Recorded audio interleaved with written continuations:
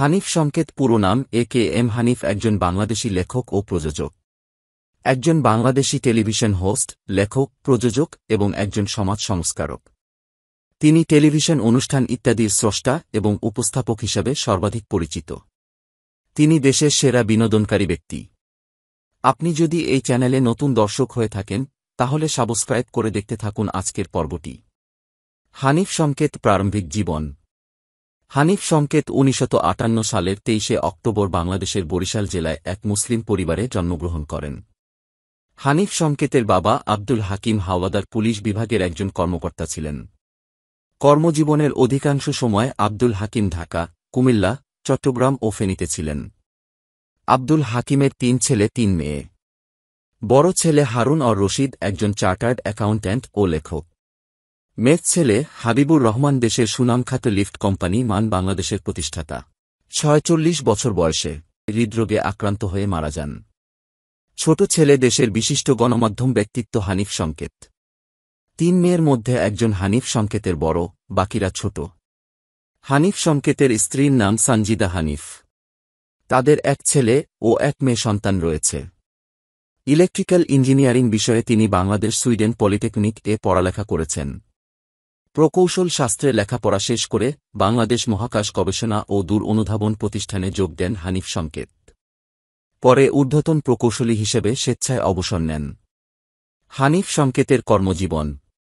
সংস্কৃতি চর্চার সূত্র ধরে পরিচয় হয় বাংলাদেশ টেলিভিশনের প্রখ্যাত উপস্থাপক ও সাংবাদিক ফজলে লোহানীর সঙ্গে। লোহানীর হাত ধরেই হানিফ সংকেতকে পায় বিনোদন জগত।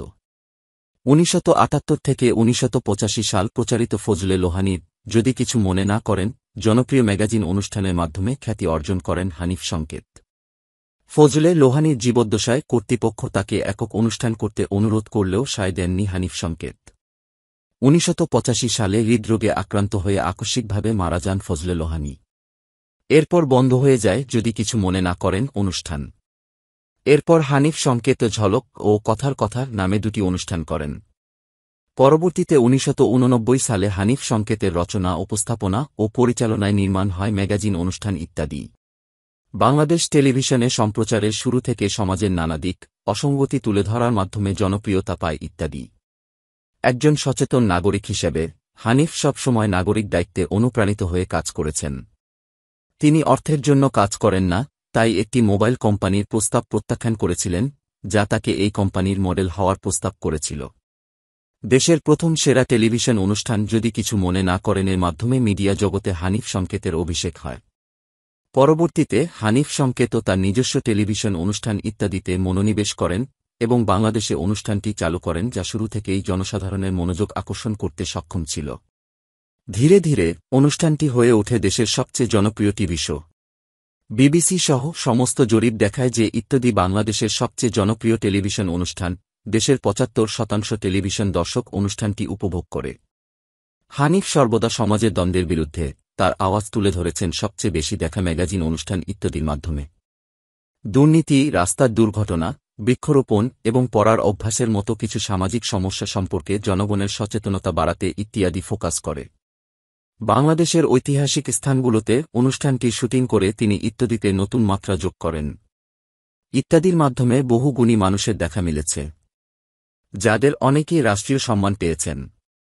মানুষের মধ্যে সচেতনতা বৃদ্ধির ক্ষেত্রে নিবেদিত প্রাণ মানুষের অনুসন্ধানে হানিফ সংকেত ছুটে বেড়ান সারা দেশে এবং সামাজিক দায়বদ্ধতা থেকে তুলেন আনেন দেশের প্রত্যন্ত অঞ্চলের প্রচার বিমুখ, সৎসাহসী, জনকল্যাণকামী এবং নিভৃতচারী আলোকিত মানুষদের। সংকেত দেশের একজন মহান নাট্যকারও, ইতিমধ্যে বেশ কিছু ঐতিহাসিক নাটক নির্মাণ করেছেন। পুরস্কার: মেরিল প্রথম আলো পুরস্কার 2005, 21 পদক 2010, জাতীয় পরিবেশ পদক 2014। এছাড়াও তিনি অসংখ্য পুরস্কারে ভূষিত হয়েছেন।